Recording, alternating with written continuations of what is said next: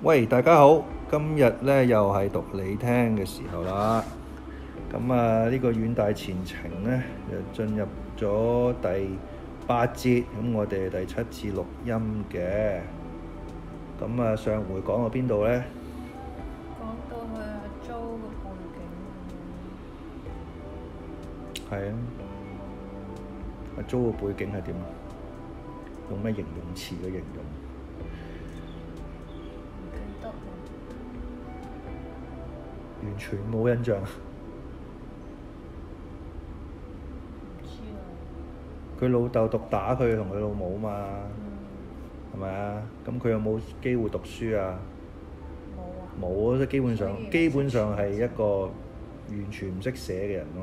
佢或者會識睇少少嘅，但係幾乎係一個文盲。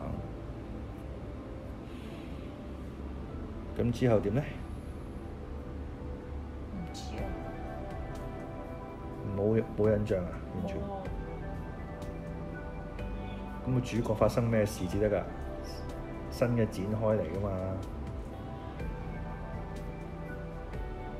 咪淨係講個背景咯。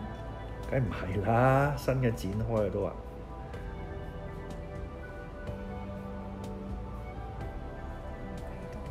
阿 pip 點啊要？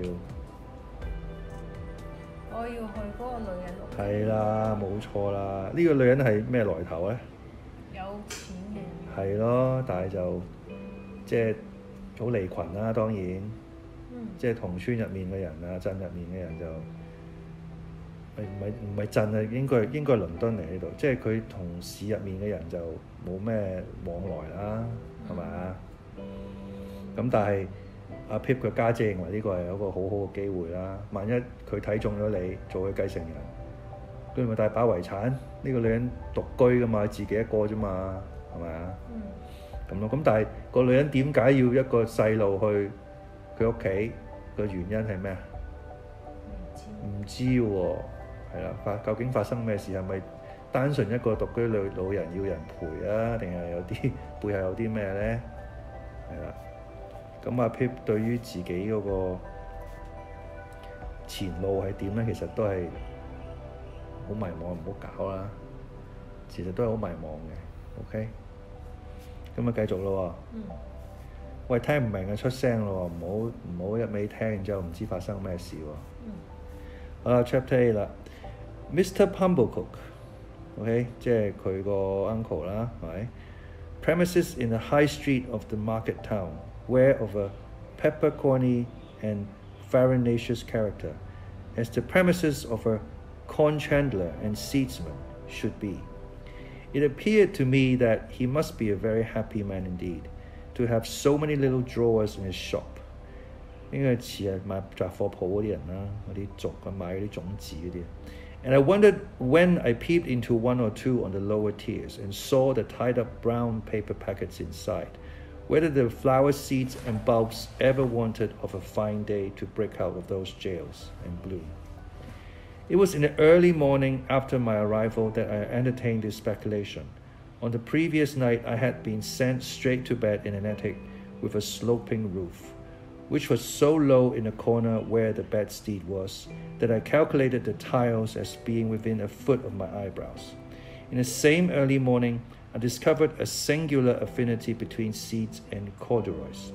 Mr. Pumblecook wore corduroys, and so did his shopman, and somehow there was a general air and flavour about the corduroys.So much in the nature of seeds and the general air and flavour about the seeds, so much in the nature of corduroys, that I hardly knew which was which.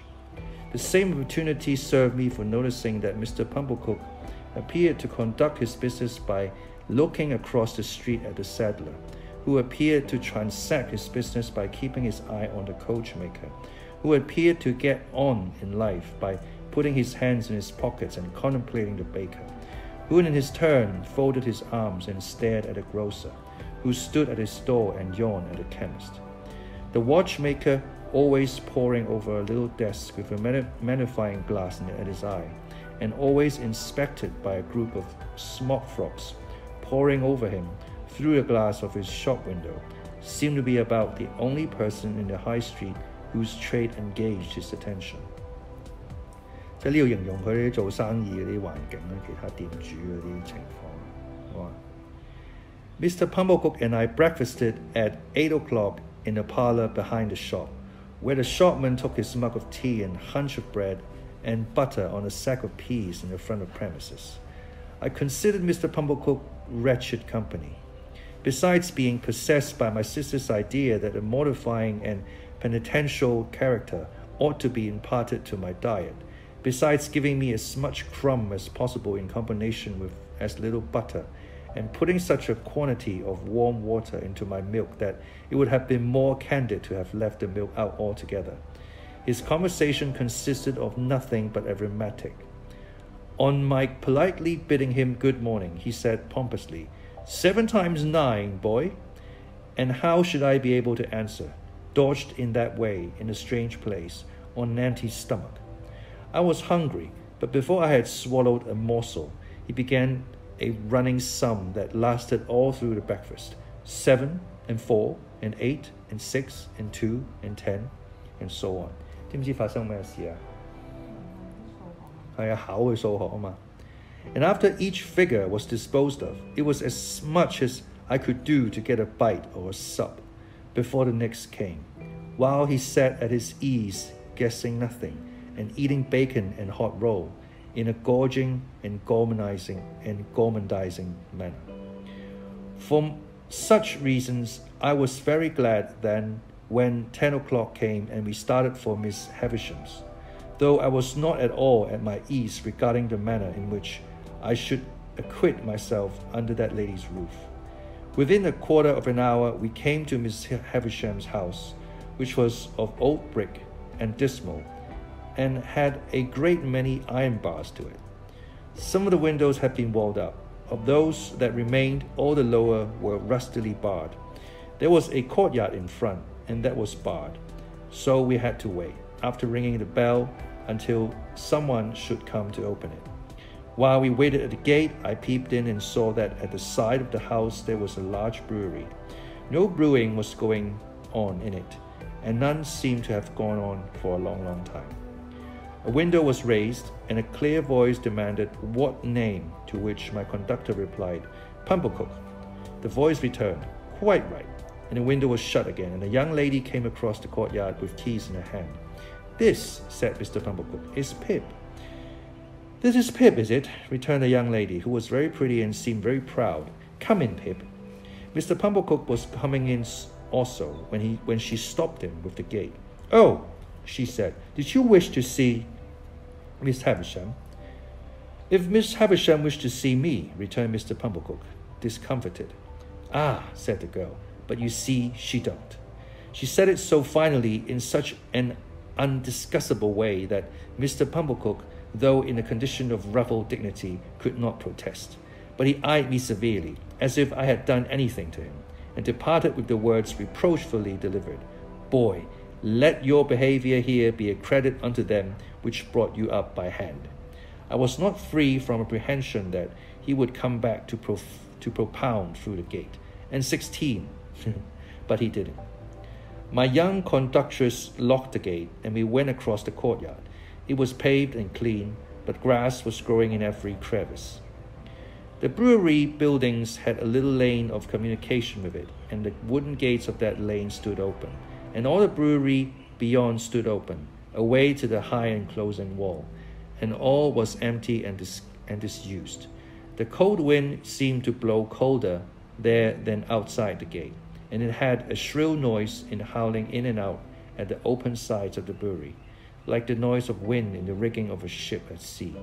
She saw me looking at it, and she said, You could drink without hurt all the strong beer that's brewed there now, boy. I should think I could miss an eye in a shy way. Better not try to brew beer there and now, or I would turn out sour, boy. Don't you think so? It looks like it, miss. Not that anybody means to try, she added, for that's all done with, and the place will stand as idle as it is till it falls. As to strong beer, there's enough of it in the cellars already, to drown the manor house. Is that the name of this house, miss? One of its names, boy. It has more than one then, miss. One more. Its other name was Satis, which is Greek, or Latin, or brute, or Hebrew, or all three, or all one to me, for enough. Enough house, said I. That's a curious name, miss. 佢間屋個名叫 Enough. Okay. Yes, she replied, but it meant more than it said. It meant, when it was given, that whoever had this house could want nothing else. They must have been easily satisfied in those days, I should think. But don't loiter, boy. Though she called me boy so often, and with a carelessness that was far from complimentary, she was of about my own age. She seemed much older than I, of course, being a girl, and beautiful and self-possessed. And she was so scornful of me as if she had been 21 and a queen. 即係原來佢係差唔多年紀嘅啫。Okay.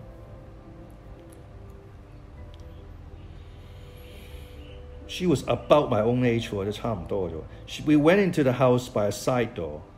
The great front entrance had 2 chains across it outside, and the first thing I noticed was that the passages were all dark, and that she had left a candle burning there, and she took it up.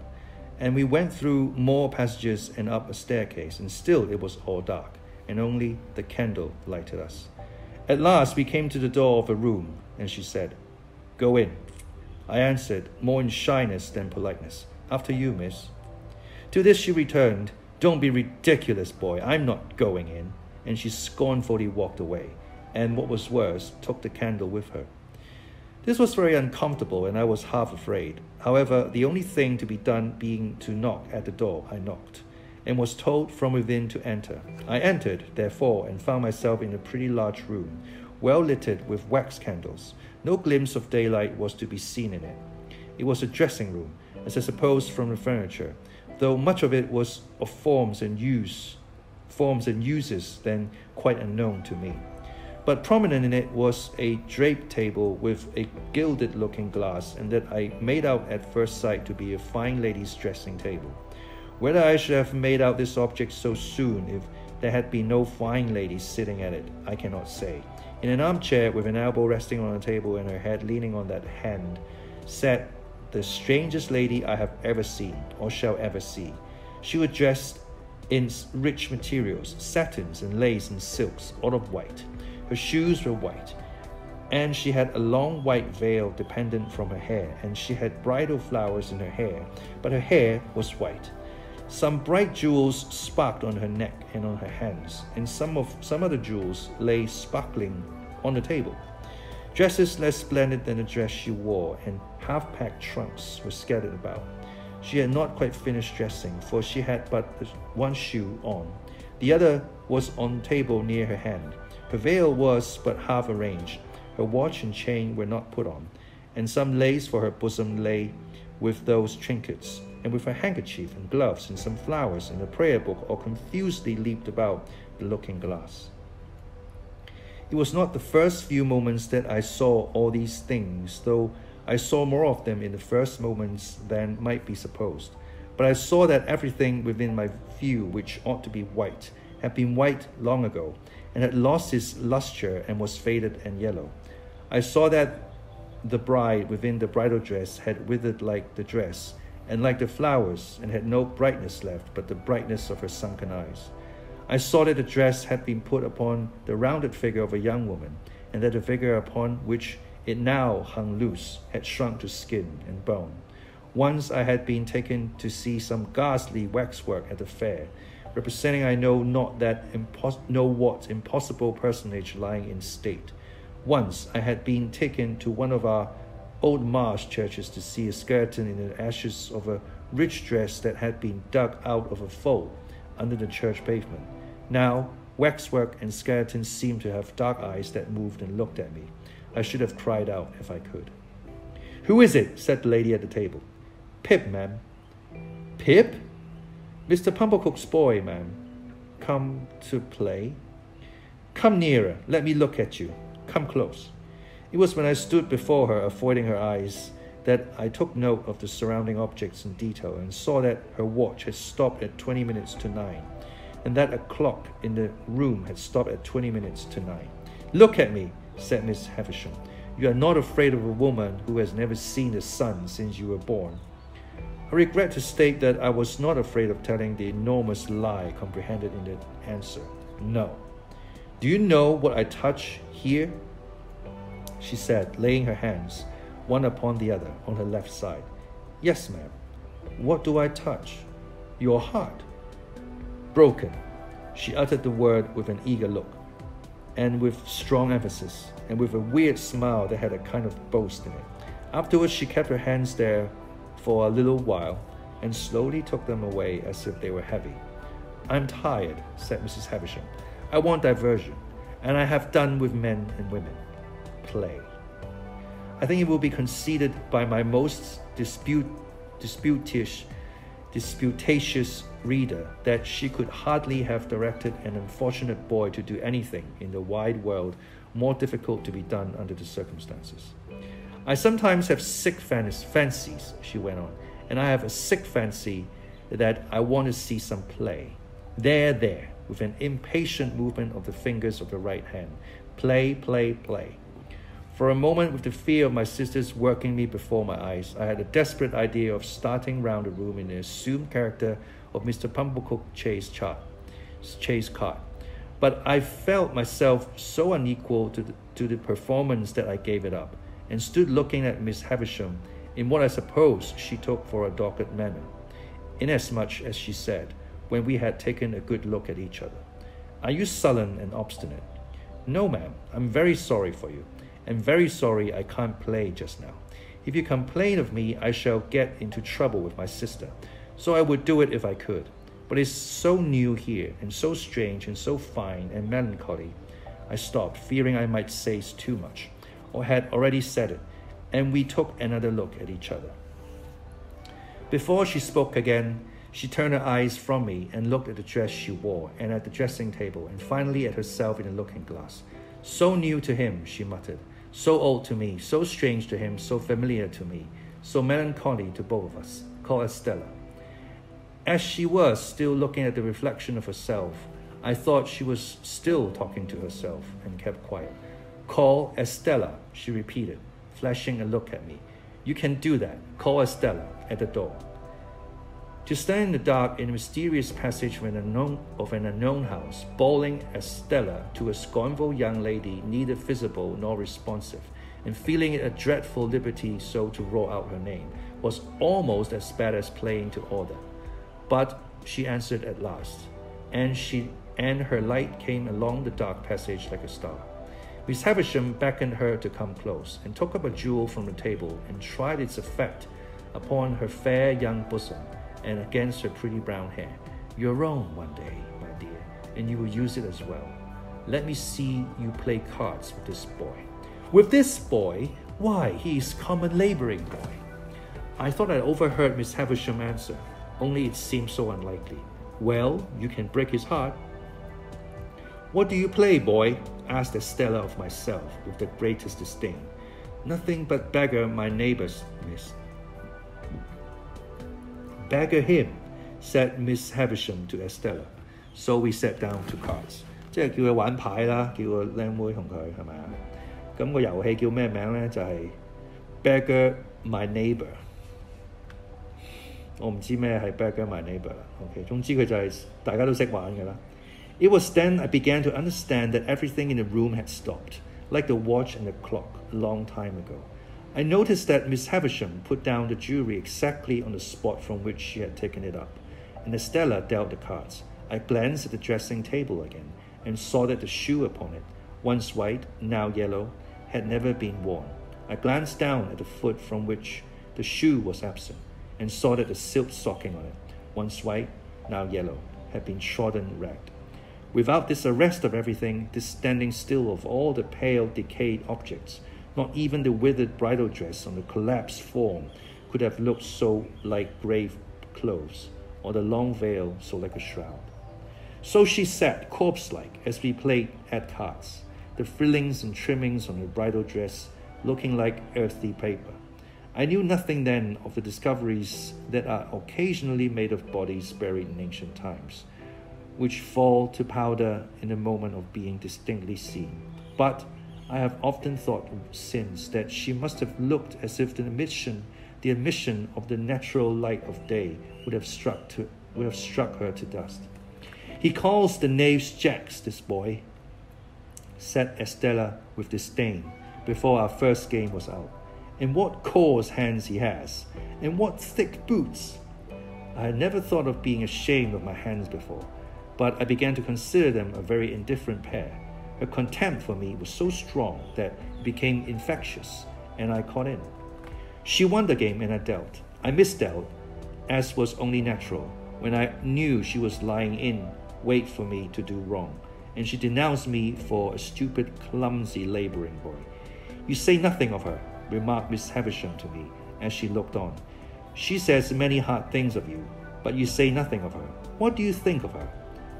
"I don't like to say," I stammered. "Tell me in your ear," said Miss Havisham, bending down. "I think she's very proud," I replied in a whisper. "Anything else?" "I think she's very pretty." "Anything else?" "I think she's very insulting."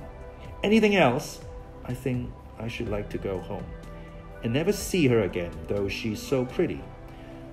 "I'm not sure that I shouldn't like to see her again, but I should like to go home now." "You shall go soon," said Miss Havisham aloud. "Play the game out." Saving for the one weird smile at first, I should have felt almost sure that Miss Havisham's face could not smile. It had dropped into a watchful and brooding expression, most likely when all the things about her had become transfixed, and it looked as if nothing could ever lift it up again. Her chest had dropped so that she stooped, and her voice had dropped so that she spoke low. And with a dead lull upon her, altogether she had the appearance of having dropped body and soul, within and without, under the weight of a crushing blow. I played the game to an end with Estella, and she baggered me. She threw the cards down on the table when she had won them all, as if she despised them for having been one of me. "When shall I have you here again?" said Miss Havisham. "Let me think." I was beginning to remind her that today was Wednesday, when she checked me with her former impatient movement of the fingers of her right hand. There, I know nothing of days of the week. I know nothing of weeks of the year. Come again after 6 days. You hear?" "Yes, ma'am." "Estella, take him down. Let him have something to eat, and let him roam and look about him while he eats. Go, Pip." I followed the candle down, as I had followed the candle up, and she stood it in the place where we had found it, until she opened the side entrance I had fancied, without thinking about it, that it must necessarily be night-time. The rush of the daylight quite confounded me, and made me feel as if I had been in the candlelight of the strange room many hours. "You are to wait here, you boy," said Estella, and disappeared and closed the door. I took the opportunity of being alone in the courtyard to look at my coarse hands and my common boots. My opinion of those accessories was not favorable. They had never troubled me before, but they troubled me now, as vulgar appendages. I determined to ask Joe why he had never taught me to call those picture cards jacks, which ought to be called knaves.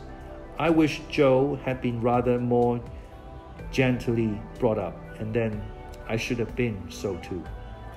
She came back with some bread and meat and a little mug of beer. She put the mug down on the stones of the yard and gave me the bread and meat without looking at me, and insolently, as if I were a dog in disgrace. I was so humiliated, hurt, spurned, offended, angry, sorry. I cannot hit upon the right name for the smart. God knows what its name was, that tears started to my eyes. The moment they sprang there, the girl looked at me with a quick delight in having been the cause of them. This gave me power to keep them back and to look at her. So she gave a contemptuous toss, but with a sense, I thought, of having made too sure that I was too wounded, and left me. But when she was gone, I looked about me for a place to hide my face in, and got behind one of the gates in the brewery lane, and leaned my sleeve against the wall there, and leaned my forehead on it and cried. As I cried, I kicked the wall, and took a hard twist at my hair. So bitter were my feelings, and so sharp was the smart without a name that needed counteraction. 未完啦，即係佢其實係個女仔俾嘢佢食，但係就即係唔望佢，即係無視佢，咁佢就覺得好侮辱啦，好受到侮辱啦。其實佢冇講啲咩，即係佢個女仔當然之前有對佢唔客氣啦，但係其實今次佢係冇同佢講啲咩，但係就因為佢唔望佢，即係點講啊？即係俾嘢食佢嗰陣時，當佢好似俾狗飯咁嘅感覺啦，佢覺得自己好受屈辱啦。讀埋呢一段啦，就完啦。But when she was gone, I looked about me for a place to hide my face in, and got behind one of the gates in the brewery lane, leaned my sleeve against the wall there, and leaned my forehead on it and cried. As I cried, I kicked the wall and took a hard twist in my hair. So bitter were my feelings, and so sharp was the smart without a name, and needed counteraction. My sister's bringing up had made me sensitive. 我以為佢唔會添，我係成日俾佢家姐話佢唔會 sensitive 添。In the little world in which children have their existence whatsoever brings them up, there is nothing so finely perceived and so finely felt as injustice. It may be only small injustice that the child can be exposed to, but the child is small, and its world is small, and its rocking horse stands as many hands high. According to scale, as a big-boned Irish hunter, within myself I had sustained from my babyhood a perpetual conflict with injustice. I had known from the time when I could speak that my sister, in a capricious and violent coercion, was unjust to me. I had cherished a profound conviction that her bringing me up by hand gave her no right to bring me up by jerks. Through all my punishments, disgraces, fasts, and vigils, and other penitential performances, I had nursed this assurance, and to my communing so much with it in a solitary and unprotected way, I in great part referred the fact that I was morally timid and very sensitive. I got rid of my injured feelings for a time by kicking them into the brewery wall, and twisted them out of my hair, and then I smoothed my face with my sleeve, and came from behind the gate. The bread and meat were acceptable, and the beer was warming and tingling, and I was soon in spirits to look about me. To be sure, it was a deserted place, down to the pigeon house in the brewery yard, which had been blown crooked on its pole by some high wind, and would have been the pigeons think themselves at sea, if there had been any pigeons there to be rocked by it. But there were no pigeons in the dovecot, no horses in the stable, no pigs in the sty, no malt in the storehouse, no smells of grains and beer in the copper or the vat.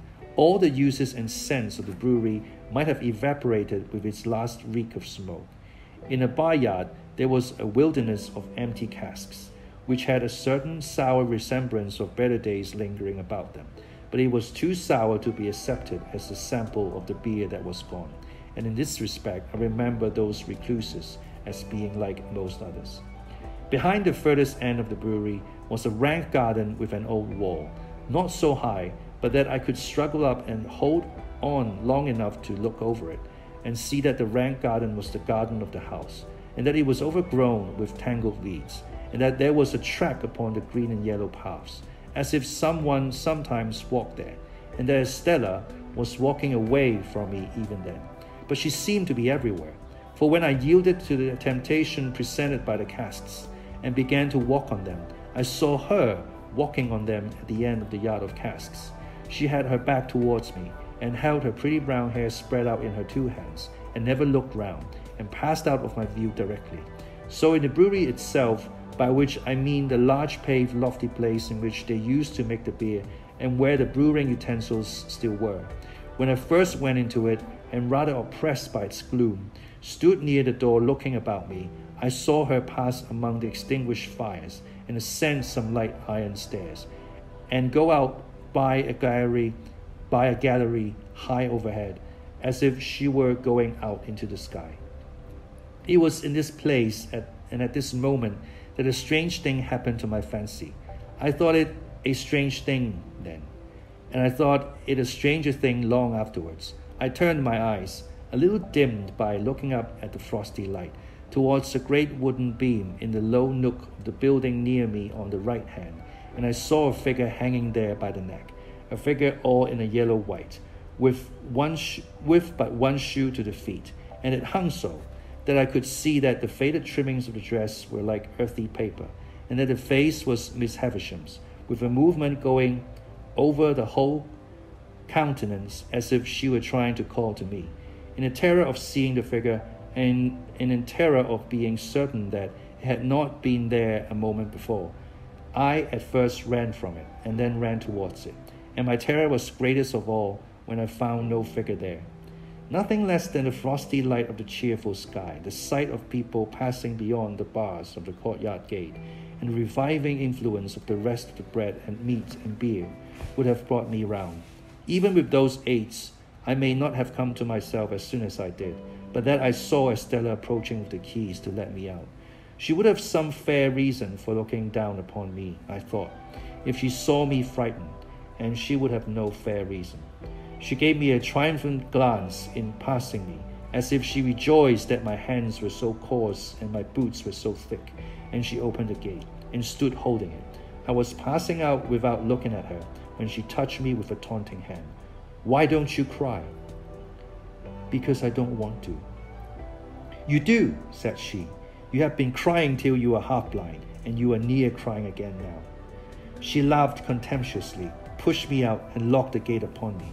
I went straight to Mr. Pumblecook's, and was immensely relieved to find him not at home.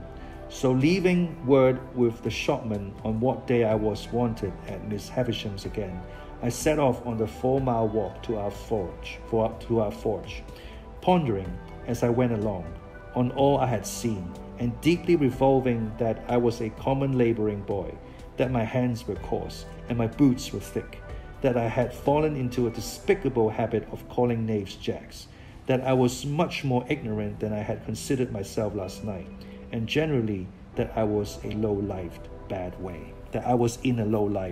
way. 好長啊！大概知唔知發生咩事啊？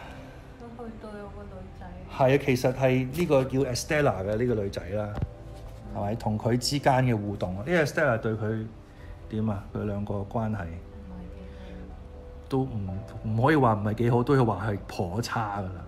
即係 Estella 係好刻意去傷害阿 Pip 嘅自尊心嘅。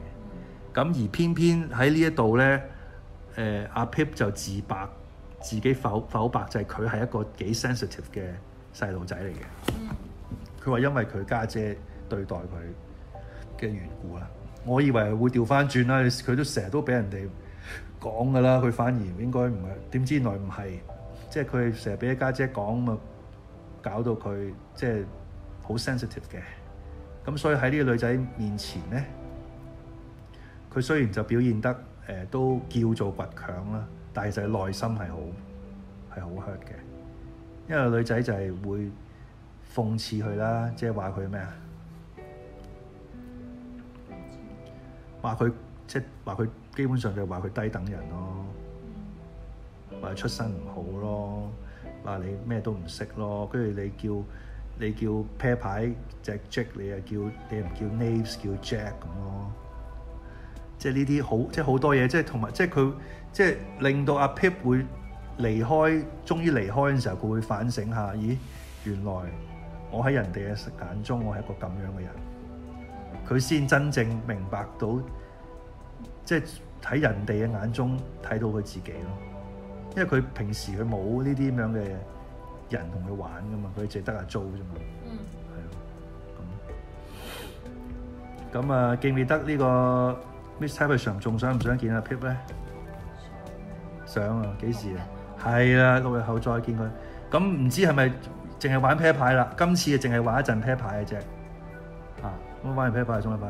咁但係其實我又想講喎，咁佢又實際上佢又冇俾咩獎勵佢喎。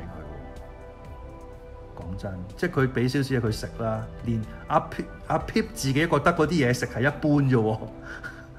咁既然係咁樣，咁點解？咁你又唔俾任何獎勵我，嘢食又一般，咁點解我要花啲咁嘅時間去你嗰度咧？即係呢個 incentive 就暫時有啲低咯。再加上有個女仔咁樣喺度，即係喺度侮辱佢。雖然個女仔好靚啊，佢講咗好多次覺得個女仔好靚。咁但係佢都係可能當係磨練自己自尊心嘅機會，同埋你睇得出阿 Pip 係佢又冇完全抗拒咯，因為佢即係佢離開啦，咁佢翻去揾佢 uncle 先啦，咁佢好開心啦，佢 uncle 唔喺間 shop 度啦，但係佢留低個口信喎，俾佢 uncle 喎，話呢個太太6日後想見我，係咪啊？佢可以唔講㗎，其實佢可以失約㗎，佢失約咪嬲咗你咪反面，咪以後唔使去咯。但係佢冇喎，佢留低咗呢口信喎，咁即係話，就算佢幾唔開心都好，佢都係覺得佢係可以再去嘅，佢係可以再去嘅，咁咯。所以呢個又有一個微妙嘅關係喺度，就係雖然佢唔開心，但係佢又想去，係啊，即係我懷疑佢係好想同 Estella 有一個點講啊，繼續互動落去咯。雖然係唔愉快，但係佢又想繼續落去咯。好唔好啊？咁大概係咁先啦。我哋下次繼續講啦，好冇？